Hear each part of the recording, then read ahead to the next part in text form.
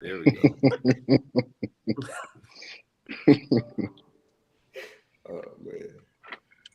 What's going on, guys? We're here again tonight with another episode of the Straight Talk Live podcast with post grad recruits.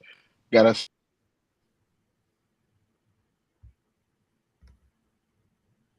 Did you just follow?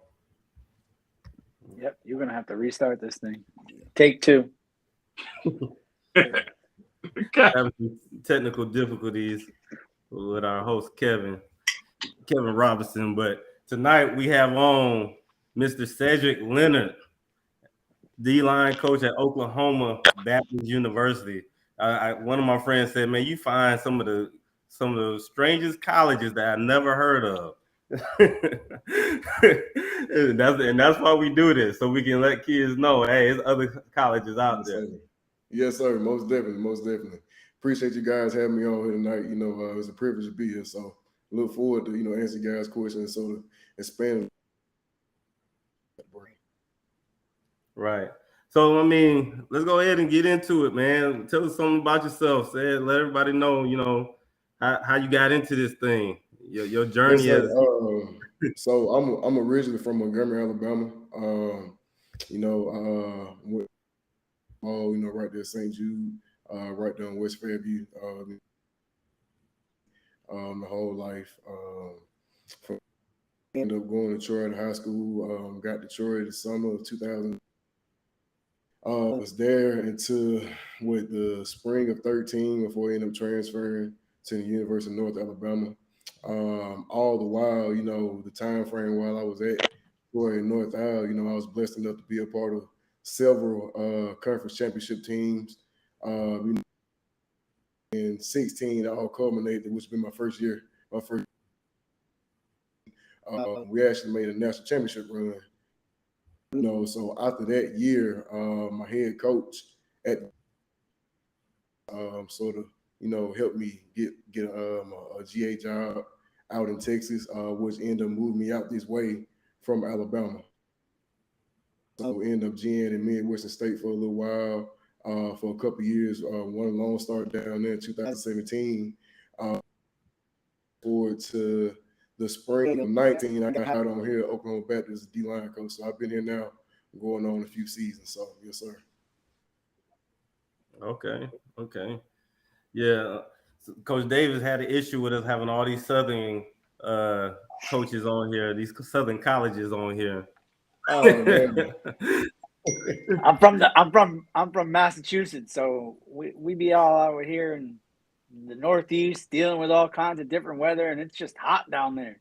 Y'all get to play ball 24/7. Man, would you go up north? Would you go up north there if the opportunity presented? Yes, sir. I'm all about, again, like you say, the right opportunity, but I'm well, try to do my very best at the place, just sort of, say work my way that way. So like I say, if God is taking me up north, that's fine with me. If he take me down south, that's fine with me as well. I don't want to go coach ball. Yes, sir. It's cold up here. Hey, that's fine. It's cold. So, Coach, you at Oklahoma Baptist. Do you like working? Say it again, Coach. It was breaking up a little bit.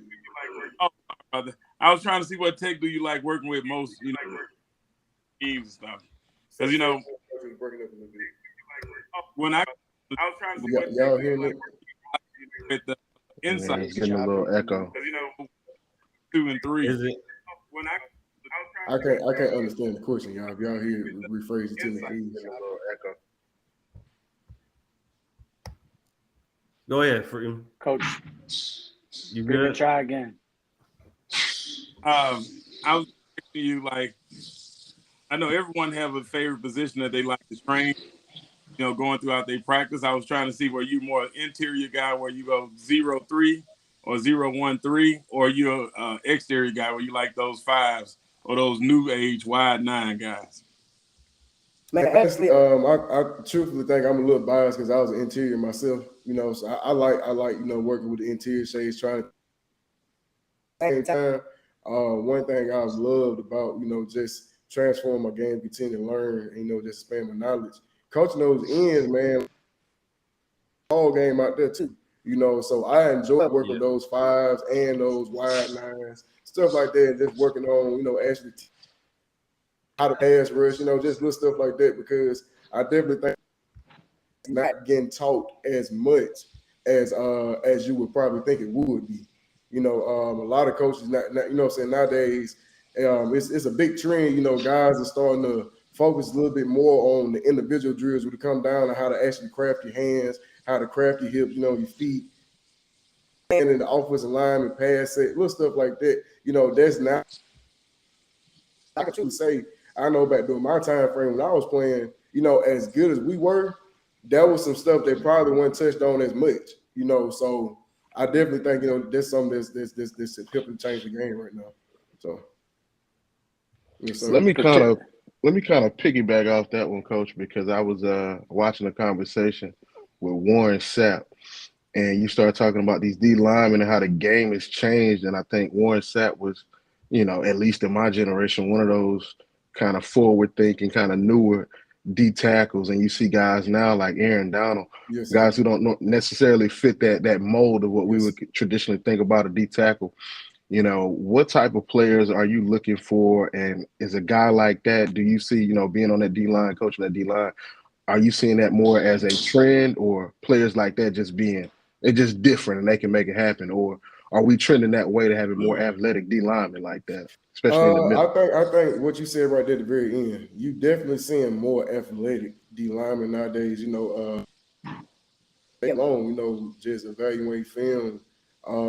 Just looking through guys. I came across a kid today.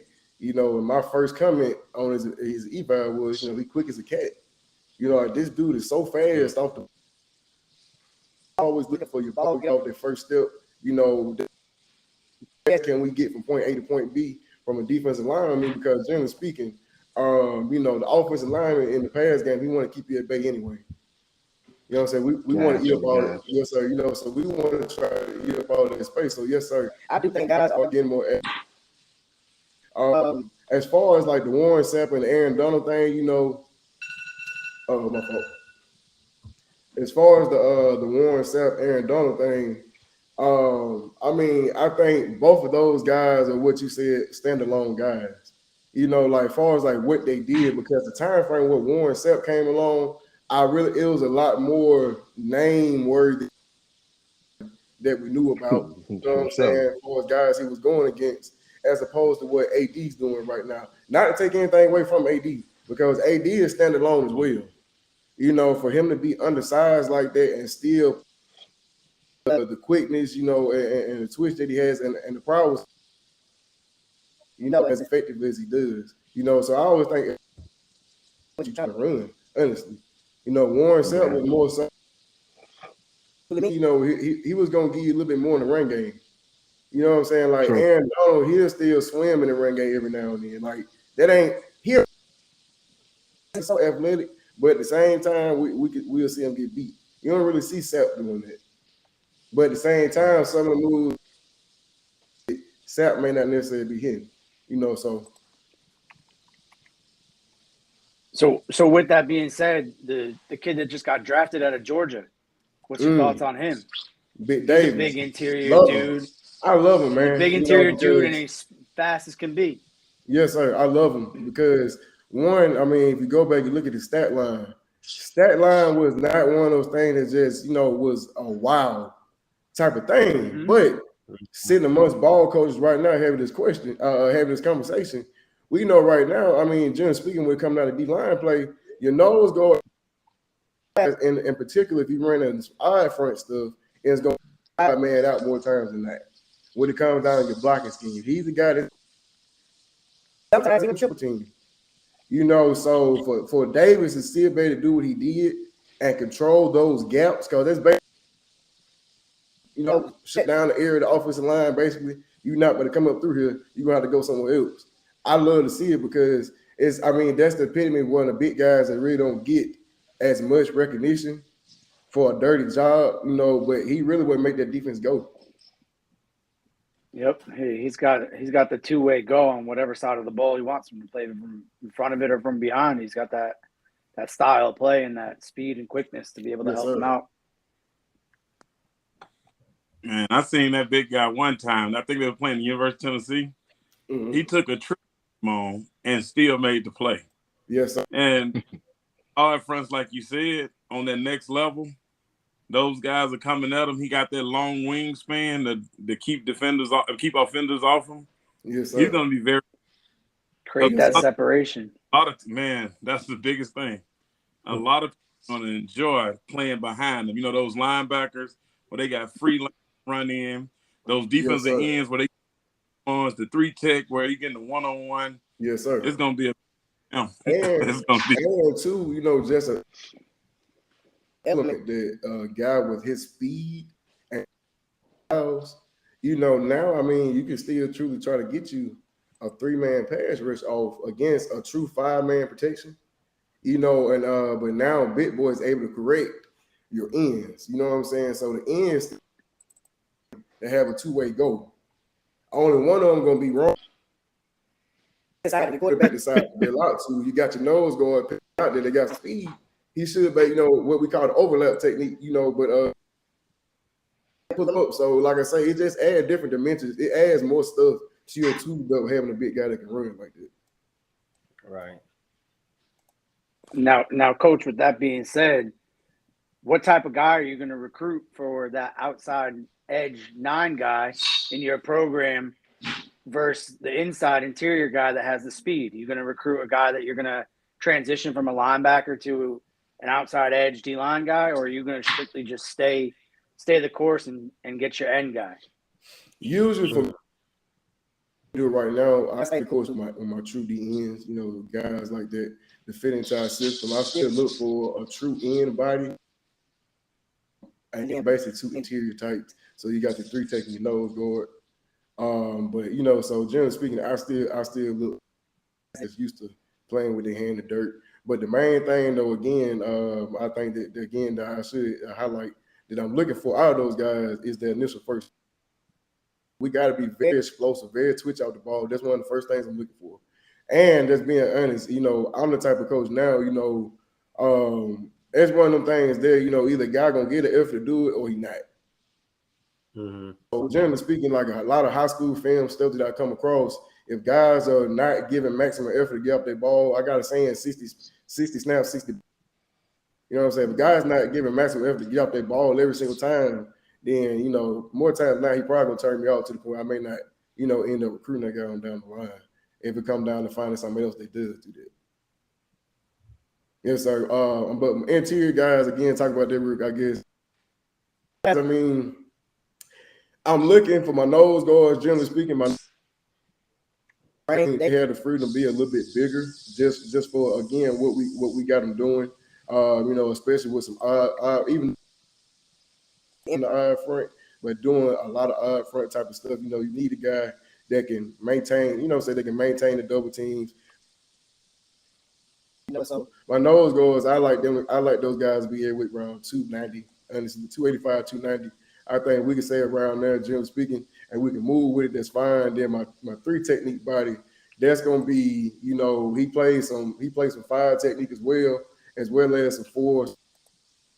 So that guy there needs to be a guy that can run as well as the end has to be. But get you a guy, you know, again, that's around maybe like 265, 270, 275 range around there. They can. But that's usually what I'm looking for, like I say, to fit what we're doing. So, Coach, let me ask you this. As you're out here on the recruiting trail, bringing these guys in, we talk about athleticism. Yes, are you seeing it transition more? You know, now offenses have changed tremendously in the last 15, 20 years easily. And you see a lot of what used to be a strong safety is now outside linebacker. Mm-hmm. What used to be, you know, a bigger end is now a guy that's bumping inside.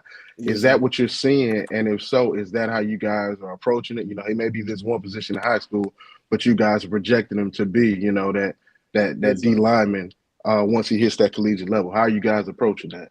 For sure. Basically, the way you just said, you know, we may see a guy that may be, you know, outside linebacker type, but truthfully, you know, he's a guy that could end up being a true defensive end. You know, that's all based off of just the level of skill that he's playing with. But we definitely, you know, don't discriminate when it comes down to changing positions and stuff like that. You know, but I will say this though, because that is a touchy subject, you know, dealing with recruits. That's something that needs to be discussed from Jump Street. You know, when y'all start the process to try to build a relationship with the kid and understand, you know, that we got a plan for you in this position and how that works with him and how he can be successful in it. And not just, we're going to move you here. Right. So, saying that, you know, just to jump on that real quick, you know, a lot of kids turn their nose up at Division II programs for what I don't know. They offer money just like everybody else on the D1 level. But but I mean, even with that, you know, that's good that you said that, because a lot of kids don't understand that's important to know what you're going into, what type of situation you about to go into. Yes, sir. For sure. I mean, what do you tell guys when you going out and recruiting? And do you get a lot of guys that say, "Well, I'm trying to go D1," or do you get a lot of that? Yes, sir, I do. You know, and it's something now. So much, and you encounter so much. You know, I mean, it's sort of second nature now. But I mean, I basically tell guys the same thing because I'm a prime example. You know, I was on both levels my own self. You know, so I just give my own personal experience. You know, stuff that I went through, not something else that somebody else told me.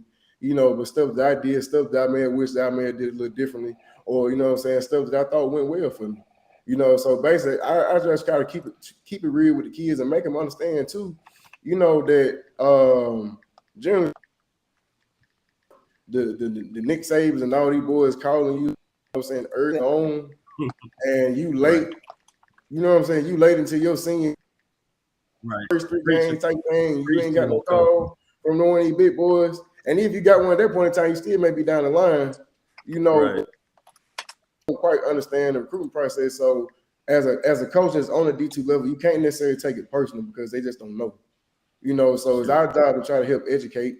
You know, well, look, you know, we still can get you, you know, a good education here. You know, you come here, be successful. You go to the next. You know, we're a fairly new Division II program. You know, and what I mean by it is like we haven't been Division II. I don't want to say maybe 10 or 11 years now. So I mean that's still fair. It's still fairly young. You know, recruiting and all that coming from NAIA. But I mean, we just had our starting left tackle this past year. Just signed you know, CFL. You know, so I mean, we getting guys opportunities. You know, our quarterback this past year, you know, he got a couple mini right now with the Saints and with the Jets.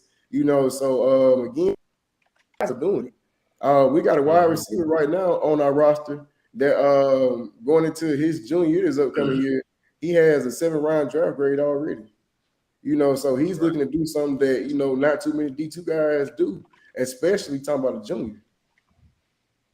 Right. Tell him, Coach, you might be a opportunity. Basically, what I'm saying, the opportunity is there. You just gotta be a little bit to understand that either you can go to a school, like I say, and a lot of times get buried on the depth chart, or you can come to a Division II school, a good Division II school that plays good quality opponents and get you some good quality film and get some good quality guys. Right. I mean, because that's what you want to do. That's how you're gonna get there. You ain't gonna get there without no film. Right. You know, so tell them, Coach, you at OBU this year, but you might be at OKC next year. Hey, that's serious though, you know, and kids don't understand that. You know how well connected coaches are, you know, with this networking thing and just talking amongst each other. You know, iron sharpen iron. So yes, sir. I could be at OBU today. You never know where you'll be at tomorrow. Do not burn bridges. Yes, sir. Yes, sir. You can take that with you just in life, man. Right. Yep. Yes, Do not burn bridges. Hey, you know, coaching football, 90% of it is teaching life lessons. Y'all all know that. Yes, sir. Oh, we just lost Coach again. Oh, yeah. Definitely. Yeah. So the relationships, a lot of kids, like I teach young gentlemen all the time. Yes, sir. Don't burn those bridges because you never know when you're gonna need somebody to help you along. Yes, sir. And like you just said, iron sharpen iron. that's one of the biggest things that we can drill into the young head, because they don't see the picture right now because they're going through the fire. They're going through the Yes, sir. process. Yes, sir. And when they get older, they see that picture, that vision. They see, now I'm doing the same thing my coaches did. Now I'm blessing other young men lives to bless my life, Yes, getting them sir. to a fast path of, being a man, taking responsibility, Yes, just, sir. doing the thing that all of our coaches installed in us. And most of Yes, these sir. young men, well, I only can speak about the kids in my area, the kids that I coach. They don't have fathers in their lives. Mm-hmm. So we become their fathers on the field. And again, iron sharpen iron. That's the Yes, biggest sir. thing. Yes, sir. Iron always sharpens. Kev, you was about to say I think something? it's big, understand my fault, not to get nobody else. But piggyback off Go what ahead, you said, Coach. Coach, it's big off just building those relationship with those kids, man. I mean, because again, a lot of those guys that you're talking about that you're building up right now, same guys, I'm going in and sitting down in their home visit with their mom, with their mom or with their dad or whoever it may be, and trying to get them to trust me to send that continue that process. So I definitely think that that's huge. Again, guys, to understand that, especially when you got coaches, guys that have been through it. I think it's a little bit easier to relate to those guys, but that's something as well, that doesn't get talked about enough. Like truthfully having a real relationship with them. Letting them understand that they are more than just a football player to you, because at the end of the day, football can be taken away from any one of us anytime. But your education, all that other stuff, again, student athlete, that's what you're there for. That's gonna be what's gonna make you your money. Even I just had this talk because we, you asked me about spring ball or whatever. How that's my last one, but that was the same message I was just giving one of my own D line. That again, you gotta have, even if you make it to the league right now, say you're 22, 23 years old, and you play 10 years. 3 years old, what you gonna do the rest of Still your a life? young man. Which your average career is not 10 Right, years. and the even average that, career, it is, sir. Right. The average career ain't even going that long. Nope, 5-6 Yes, sir. years max. Nah, you guys kind of hop right into what I was gonna jump into. I always ask these coaches whenever we're talking to them, give these guys a preview of what they're gonna get, and the parents a preview of what they're gonna get when you come into the home, you're speaking to them, you're giving that recruiting pitch, and you're selling not only yourself but the school. But you already kind of went into it, so if you got any more to add to it, by all means do that. I mean, yes, sir. Understand, Oklahoma Baptist University is a school that is a Christian university. To throw that out there real quick, but understand, you do not have to be a Christian to come to our university.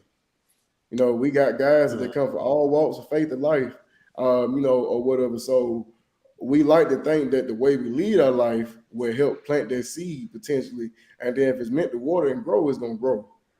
But to understand, you do not have to be a Christian to come to our university.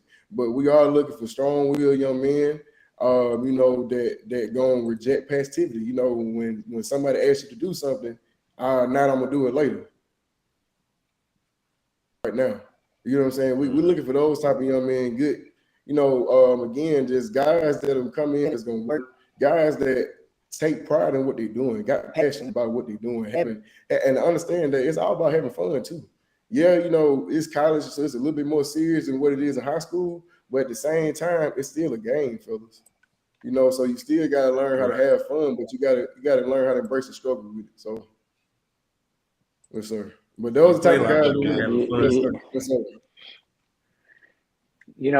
Coach, you keep saying things that I preach to all my guys too, and I've been noticing that you're yes sir, no sir type of guy. I'm sure you're yes ma'am the same way, to lead by example as well. You're leading these guys that teach them life lessons, and you're doing a fine example just here in this conversation.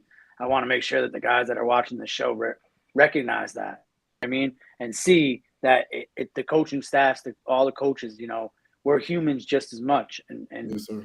it's a lead by example, and we're not just talking the talk. We're actually walking it, and you can see it right here. Yes, sir. And I think there's another thing too that we bring as well as we talking about talking the talk and walking the walk. one thing that a lot of recruits tend to see, they see different sides, different faces of coaches. Throughout the recruitment process, I'm one way. Throughout my visit, I'm another way. Then I finally get you on campus, I'm a different way. You know what I'm saying? Again, especially with our staff, we pride ourselves on being, again, who we say we are from Jump Street. From the first time you meet Coach Leonard, that's going to be the same person that you're going to get the day you step on campus and you become one of my players, or, you become one of our guys on the team, or whatever. So, yes, sir.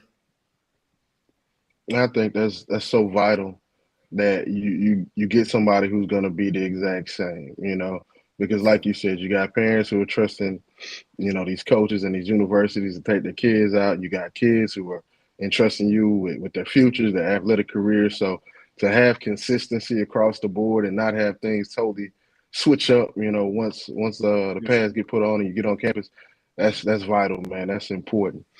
So, Coach, let's go into this, man. Let's talk a little bit more about the conference that you guys are in, your competition, your schedule. Yes, let the guys and the people know, let the guys and people who are watching, let them know what kind of competition you guys go up against, who may be some of the tougher schools you guys face throughout the season. Yes, sir. So, Oklahoma Baptist University, we compete in the Greater American Conference, the GAC, the GAC for short.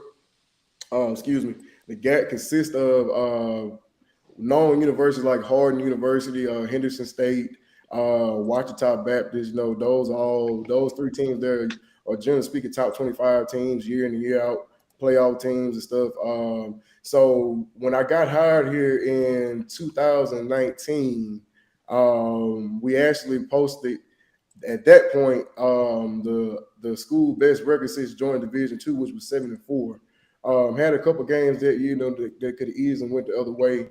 Or whatever, but finished that year in 1974. Then COVID hit, gave us a little bit of time. Honestly, it really helped us out, just being honest, a lot, because we was able to bring in some younger guys and develop those guys along with, getting some college type game like I guess reps when we was doing our scrimmages and making sort of like a big deal back during that time frame, So that definitely helped us out.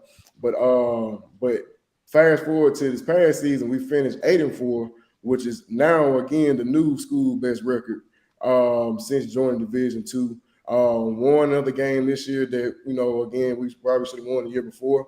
But with that being said, fellas, again, out of those 4 losses, 3 of those games we lost by 3 points or less. So again, we have a yes, sir. So we got games, we was in right there to the end. Just gotta, one play go this way, the outcome may be a little bit different. So we got to capitalize and get better moving forward this upcoming year, which we definitely expecting to have a better team this upcoming year, or whatever. We also made a bowl game in the postseason for the first time this past season. We made the Heritage Bowl, which is one of, don't quote me, but I want to say maybe 6. And it may not even be 6, maybe less than that, Division II bowl games that they have. A lot of recruits not even aware that Division II has bowl games. Yes, they do. It's just like Division I, except it's just not as many.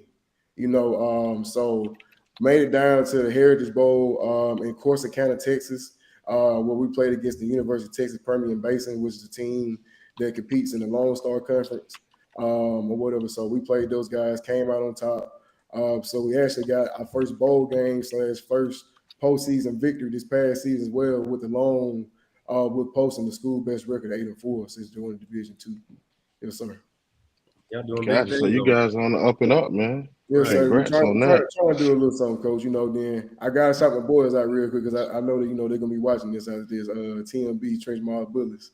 But my boys, they led the conference this past year in sacks too. So we led the conference in sacks, we led the conference in TFLs, and we finished with the top 3 rushing defense. So I'm shout my boys out on that. Good job, man. I'm proud of y'all. That's what I'm talking about. Congrats, man. Congrats. In the conference. Yes, sir. Man, let's have some fun though, Cole. I want to know about. I'm not even gonna ask that. No. I'm not even gonna ask that one yet. But I want to know, Coach. What's a D lineman? If coach a D lineman, that's in the league or just got drafted, and would it be? Oh man. Everybody gets stumped on this one, man. I'll make it It's so many I can really choose as being honest. Fan of line play. It was some big guys that came out this year for real. But if I had to pick one, man, I'm gonna be honest. I like Kayvon Thibodeau still. I like that answer. I like that answer. I Now like let me ask Thibodeau, you man. this. That boy nice. He nice. Let's expand on that. Now, with him, he was kind of back and forth with a lot of people. They like the player, not so much his confidence. How you feel about his confidence and his attitude? I feel like some as a coach, there's some again that you help because again, he's still a young man. You know, he's 35, 36, 37 years old, where he's so a little bit older, maybe got set into his ways a little bit. You still there to help lead him and try to help guide him some. You know, so not saying that, you know, that may completely be the answer, but as a coach, that is what we call to do. So that's how you should still handle that situation. And honestly, I'm pretty sure, you know, we've all had guys, you know, that may have been a little troublesome, or guys that may have lacked confidence, or there's little stuff like that. And you was able, you know, to. I think on that level there again, it's time for his coach to still step in and make sure that he's still trying to help develop the man as well, and not just the football. Amen. Gotcha. Nice. With you, no. Yes, sir. Right, got you. So now let me jump. Go ahead. Go ahead, Chris. Go ahead, Kevin. Well, you know, I gotta ask everybody, every coach. You know, you got your question, I got mine. So when you look at, you know, you're talking about having a successful program, you know, still relatively young, and you're talking about the type of players you want to bring in. Give me your thoughts, you know, on the portal and on NIL. Like, are you guys, you know, using the portal? Are you, you know, going on the opposite end of it where other schools are using the portal, you're able to hit the high schools a little bit harder? You know, what are your thoughts there? And then, you know, transition into how do you feel about NIL? Is it a problem? Is it going to be a bigger problem? You like it? How do you feel about those two things? So right now, you know, the portal, I think it has its pros and its cons. Just being honest, you know, I can see it from both sides of the street. You know, when it come down to dealing with it, but I will say, us as a program, we've always been a high school dominant team program anyway, as far as like our recruits. Generally speaking, because our academic standards here at Oklahoma Bay are a little bit more stringent than most, you know, than most schools. So the guys that we know coming from areas that's coming from strong academics, not necessarily always the case, but you looking for those guys that have those higher GPAs, those young guys that show they can do the work. Not saying the older boys, you know, don't necessarily have as high GPAs, but they also than those young guys when they first come in, because they've already been in college, you know, at one other place type thing. And when they get here, the workload and you know, the academic, I guess the standard right now is a little bit higher than maybe what they're used to seeing. You know, so we're still a high school heavy recruiting team. You know, not to say we don't entertain portal, because we got some guys out of there. JC route, we've gotten guys out of JC too. But we're gonna do the majority of our recruiters gonna come off the high school end of the spectrum. So what you're saying is, So what you saying is, high school guys coming out can stop saying. And this is why I asked the question.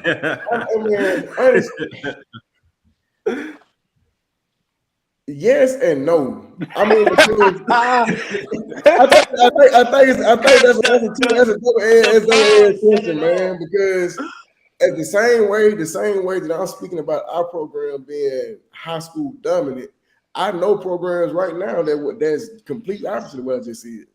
Important this year, they ain't signed no high school kids, so it's teams out there. But I'm gonna say this. Yes, sir, it's preference. That's what it comes down to, truthfully. It's preference. You know, so, but I would say this. It's a lot more guys that are slipping when it comes down to just overall talent level to the Division II level, you know, and stuff like that and beyond. Not necessarily more as much as FCS, but like I'm seeing guys, you know, generally speaking, that may have had a couple years ago or something like that, they may have had Division I offers already. But right now, because of the way the portal is going, those schools are not coming out as much. Schools much. They going to get these guys that's already proven themselves in college a year or 2 years or whatever the case may be, and sort of try. So yeah, I think just kind of preference. Then back to what you said about the NFL coach. I'm fine with it. I do think some regulations need to be put on it just so it's not so out of control and so rampant. But I do think it was time, for start paying, taking care of the guys. I mean, because again, I just remember back when I was a student athlete, I ain't got to spend all the way, But my guys, I mean, again, y'all play ball, again, scholarship, all that. You still hungry, at times, So I'm all for it again, like I say. But everything, is within moderation. So I definitely trying to get some real regulations on it would be fine. Don't take the money away from kids, though. No, sir. Gotcha. No, I always try to bring up. Go ahead. Go ahead, Coach. No, I just always try to bring up the I just always try to bring up the portal thing because, like Chris said, man, it seems like it's getting out of hand. You got a lot of guys just complaining and they're blaming things on one thing or the other when you've got schools like yours who are saying, hey, we want the high school kids. We want to come get you. And they're like, oh. About the portal, the guys not being talked about enough. It's how many guys is in the portal that get archived, basically they get phased out every, you know what I'm saying? Every year. Excuse me again, it's so many guys that's in the portal that for whatever reason. A lot of times, guys try to lead these programs. They're not on good standings. They're not on good terms with these coaches. And again, like we just talked about earlier in this podcast, how much we network, how much we talk. They don't, the athletes don't realize I might know the coach over at, you know what I'm saying? Or where you trying to go to. He's gonna call me, Coach Leonard, how is such and such? Well, me being me, I gotta be a man of my word. This is my job, this is my livelihood that's on the line. I'm gonna tell the truth. I'm gonna tell the truth as respectfully as possible. But I'm gonna be honest. But that's something else the guys not realizing either. If you hitting the portal, dude, you need to be on good standards with your coaches as far as like your behavior type stuff.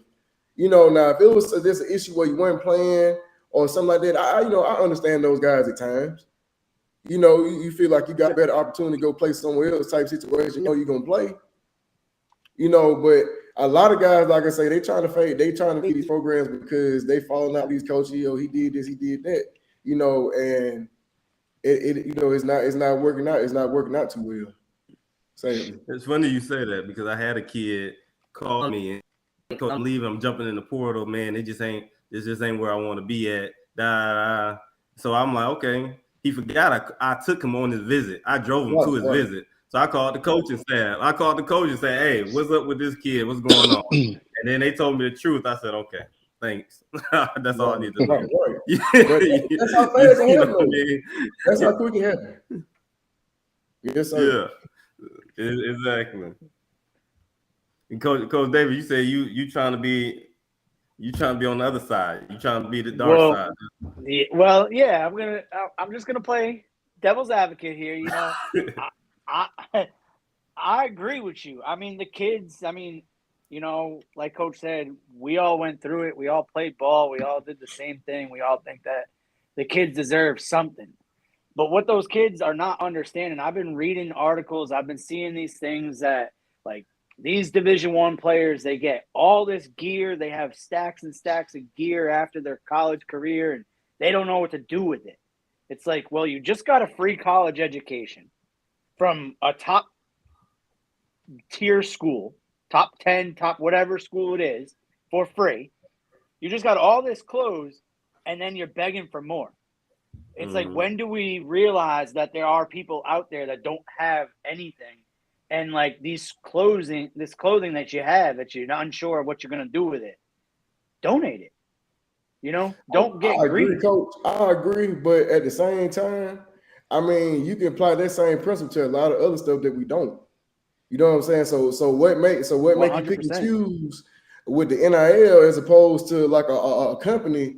You know, that I know for a fact I work for a company. You know, we threw away so much food after a certain point in time that was not bad, but because it's set out there for so long, you know, protocols say you need to get rid of it. We could have easily been donating that food. You know what I'm saying? So it's the same argument. I understand where you're coming from. You know, but at the same time, if those guys are blessed enough with the ability from God to be able to get to that point, then that's something that comes along with them being able to get to that point because everybody can't get there. What? Okay, Coach, you're preaching to the choir. Yes, sir. Yes, sir. I get it. I'm just playing the other side of the coin here, you know, because there are people out there that don't realize that, like, they are getting something, you know, and they always say, like, I didn't get anything. All I did was put my name out there and I got, like, likeness, you know, but I didn't get paid for it. I get it. I played college football. I understand. You know, I had to work as well as play. But what I'm saying is, you know, be thankful for what you do get. You may not always get something else. And if you have the luxury to go play a game that you absolutely love at the next level, there's not every high school kid gets that. Yes, sir. You know, I got the answer. I got the answer for, you know, kids who are on the negative on all this. Play better. Just that simple. Play better. Work hard. You know, hey, you feel like you're getting gypped, play better. You know, and things will work out the way they're supposed to work out after that. You know, that I feel like that ends that conversation. So, Coach, are you guys recruiting outside of Oklahoma? Yes, sir. We are. We actually just got back with a day or two ago from down in Texas. The DFW area was where we was at for the most part. So yes, sir. We do recruit outside of Oklahoma. Texas, I mean, it's pretty much the other state that we really truly hit, like just by a car type situation. But we do recruit other states outside of this if this is the right fit. You know, again, as far as like just requirements and what I mean by the right fit, just on requirements. You know, guy got at least a 3.0 GPA. He has a 20 ACT score or a 920 SAT at the bare minimum.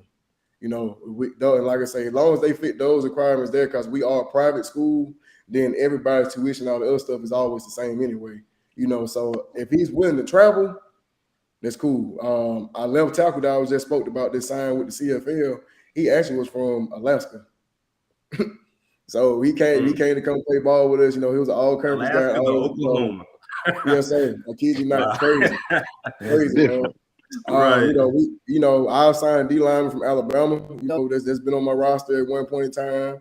You know, we got kids from South Carolina. You know, so it's kids from all over the place. You know, so again, it's all about the right fit. Yes, sir. But generally speaking, Oklahoma and Texas, our main states. Right. I have to ask that question because I know some coaches say, you know, because I've driven kids all the way to Louisiana and gotten there and visit, love the kids. We don't recruit outside of Louisiana. So why did I just drive 8 hours to get here? Like, why did you have me come? Like, come on, man. See, I can never understand about that type of stuff, man. What's that, Davis? I could never understand why you wouldn't recruit outside your state. You know how many talented players are around this country and that are a diamond in a rough?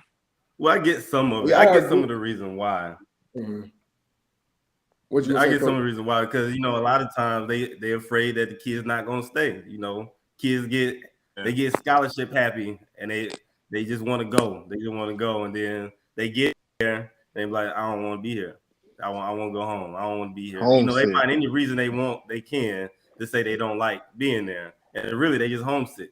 It comes down to that, you know. And so, you know, I understand the reasoning, but you know, it's all about, you know, like Coach said earlier, building that relationship and really getting down in deep conversation with the kid and the parent and saying, listen, this is the situation. You know, if you're gonna come, then come. If you leg out, then hey, good luck. Call me if you need some help. You know what I mean? So I get it. I also think another reason why teams don't recruit outside of the state too that you got to think about now is the recruiting. You know what I'm saying? Again, like what level you on? Because again, it's different if you're talking about I don't recruit with national budget. You know, I got a budget to nationally recruit. I can go fly. I can get all these places need to be. When you coming from the lower level, the lower tier schools, you don't have as much funds to be able to get outside the state to do all that.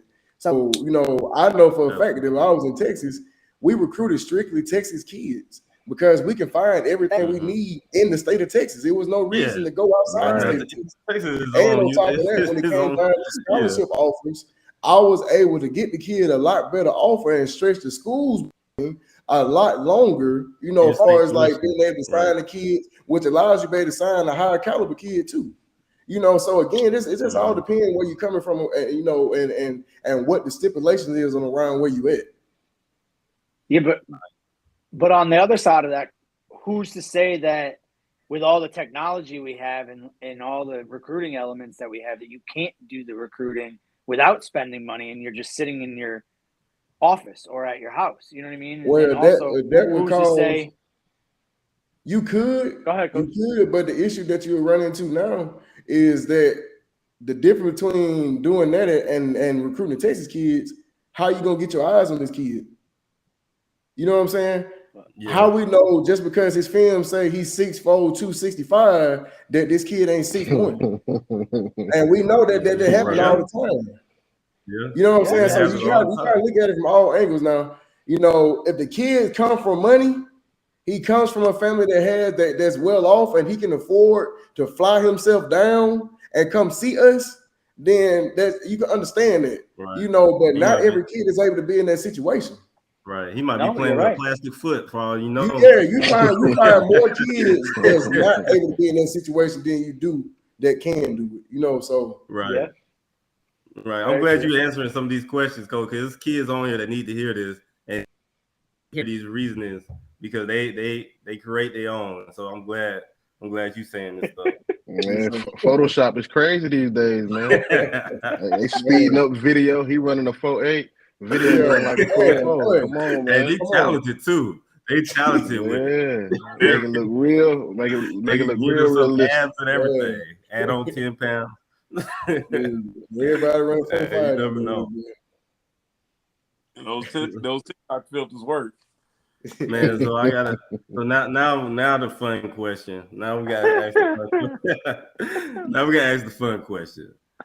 So my question to you is, if you was a fruit, Coach.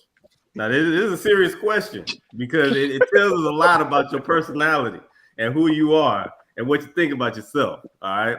If you was a fruit, what fruit would you be?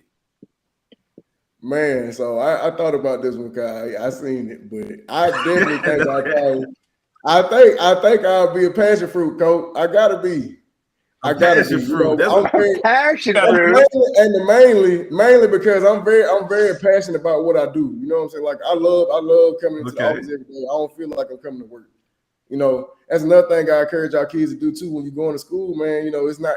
Money is fine, you know, be making all that as soon as you graduate, but at the same time, if it's gonna come at the cost of your happiness, you may want to reconsider yourself. You know, I love coming to work every day. Like I say I'm coming to work, but I don't feel like I'm coming to work. You know, but I got passionate about my job. And much like that fruit, you know, it thrives in higher elevations. You know what I'm saying? I thrive under pressure. So I think we similar. Yes, sir. He on your page, David. He on your page. Okay. That's what I'm talking about. Coach knows what is good. Coach, I said a coconut. A coconut, why you say coconut? Why? Well, because coconut is the one fruit that you can drink, eat, do everything with. Our last coach said he was hard-headed. You know, you can use that thing to do whatever you want with it. It keeps you hydrated. Yeah. I agree. Yes, sir. That versatility. Versatile. Very versatile. But that's just a little question. Hey, that tells you everything you need to know about Coach Leonard. That tells you. There we go. Well, hey, man, we want to leave a little time, just open it up. You guys have any last questions for Coach while we got him? You know, we'll use these last couple of minutes to ask him any, you know, last questions we might have before we let him get out of here. Anybody got anything for Coach before we let him go? I got a quick question. Coach, Yes, sir. dominant on the field. He's going in. He's doing everything. He's always on the ball. First step is always phenomenal. He's always getting pressure on quarterbacks. Good on the run. But the only thing, he's an undersized guy. Do you ever take time to recruit those undersized guys? 5 linemen, 4'7" runners. I do. I'm just right at 5'11" myself. So I was an undersized defensive lineman myself. So I do. Just being honest, I do have a little bit of a soft spot for some of those guys. But I'm gonna be honest, it's a couple things that those guys gotta have. Like it's some stuff that some of the bigger, longer boys may not have to have as much of. But with those shorter guys, we got to make sure we got it, and we consistent with it. What I mean by it is, with you a guy being undersized, something that I had to make sure I brought me every day was going to be my pad level, my leverage and my quickness off the ball. Just being able to get up on the offensive line right now and cause havoc. You know what I'm saying? That's a shorter D lineman got to be able to do that type of stuff. He got to be stout at the point of contact. You already short. You know what I'm saying? Low man's supposed to win every time. So you got to make sure you taking what's going to take you to war. So you got to make sure that you can go in there and you're going to fight with it so you can win. So I will recruit undersized guys. Like I say, I don't recruit a ton of undersized guys because if I'm being honest, the size of my D line right now, we some pretty nice sized fellas out there. So but I do have a D lineman that plays for me right now. That's 5'10". I kid you not. It was a guy that I inherited. But at the same time, he a dog when he out there on that field. You know what I'm saying? Like he one of the meanest D linemen I got. He's limited in certain stuff just because he's shorter. And that's what you're gonna get, with going with those shorter defensive linemen like that. You're not gonna be able to get as much in the pass rush game. Especially talking about going against an offensive line like I was here at OBU. You talking our starting left tackle, 6'6", left guard, 6'7", center 6'4". Right guard 6'4" and the right tackle 6'7". I kid you not. That ain't me that's making them numbers up, So it's gonna be hard for us trying to go against some of the boys trying to rush the pass. So yes, sir. But I will recruit an undersized guy if he got the right stuff going for himself. Yes, sir. Hey, and some of the best D linemen in the league, they was undersized. The main two guys I love to talk about is Dwight Freeney and Robert Mathis. They play on the same team at the same time. They said DeMarcus Ware was undersized, so yes, sir. So that dude is different. He was cold, man. Coach, what y'all got in the water down there, man? Getting them kind of old linemen, man. I would have loved to have been behind the O line like that. Oh, man, one thing I can say, shout out to the O line coach, Coach Greg Gothard, but he does a great job, man, at scouring Texas and Oklahoma in places that a lot of these coaches probably don't even know about, just being real. They know about some of them, but this is an older coach that I'm talking about. He been around for quite some time. You know what I'm saying? So when he's hitting Texas, when he's hitting Oklahoma, he's going to these little towns that, a lot of folks may not know nothing about, or whatever, so and he's welcome to these places. And like I say, they tend to send their big guys, so he does a great job at finding them, and he get them year in and year out. And these are high school guys that we get. Like I say, these are not just junior college big boys that's already out there. These are guys that we'll find in high school and bring them in and develop. Yes, sir. Nice. Coach, before we let you go, man, we got to get your information for the recruits and the players that might want to reach out to you. Let us know if you're on social media, where they can contact you, email, whatever you feel like dropping. Drop that right now for us. Yes, sir. So you guys can follow me on my Twitter at FB Coach Leonard. All one word. The FB is short for football. All right, so at FB Coach Leonard. You should see me on Twitter. As far as like my email, cedric.leonard@okbu.edu. Anything else that you need to know about the program, camps we got coming up June 8th. Got an O-line, D-line camp coming up. It'll be a shells camp, helmet, shoulder pad type situation. So we can, it's really more so for the one-on-one pass rush, one-on-one run block type thing for against the O-line, so we can really get a true evaluation. But we'll also have a skill camp later that evening on June 8th. So starting the second half of the day. So the big boys will go early that morning, the smaller guys will go that afternoon. June 11th, we have a showcase as well. But obubison.com will give you all the information that you need on camps, and you look to become a potential prospect. If you get on there, click on the recruiting tab and go to it'll take you straight to the questionnaire. Fill out the questionnaire, and we'll get on there. We're constantly checking it. We'll see you on there and all that good stuff. If you got it, we'll be in contact with you. Nice. Coach, it's been amazing, man. Appreciate all the info, all of the answers to the kids that's out there watching, the players. You got a coach and a school. Hey, they looking for the high school guys. Right. Yes, sir. They giving guys an opportunity. He just gave you all of his information where he can be contacted. He's got a soft spot for the undersized guys on the line. So the reason I ask a lot of these questions, and I know what the answers will be most of the time, because I want to cut down on excuses for a lot of these guys. I don't believe in excuses, and I think all of the people here can say the same thing. So we're living in an age where everybody's trying to find an excuse as to why I can't do this or why I couldn't get this. And like Chris said, play better, man. Play better, because we're talking to coaches in schools on a weekly basis where they're like, no, we want high school kids. We want people. We don't want to have to break bad habits from a transfer portal or another school. We want brand new guys coming in out of high school. So, Coach, we appreciate your time. You got the camps coming up. Again, guys, you have so much information right there for you to be able to go out and take advantage of these opportunities. So, Coach Leonard, we appreciate everything. Much success to you in the school coming up this season. We'd love to have you back on as things go further, but thank you. Thank you so much. Sir. Hey, I appreciate you guys. Thank you, Coach. Yes, sir. Thank y'all. Thank y'all for the opportunity. All right, man. You got me, your host, Kevin, aka Just Kev. It's late, man. We got Coach Terry, Coach Davis, the mastermind, Chris Blanton, Straight Talk podcast with post-grad recruits, man. It's been a great episode. Appreciate you guys. We'll catch you next time. Have a good one.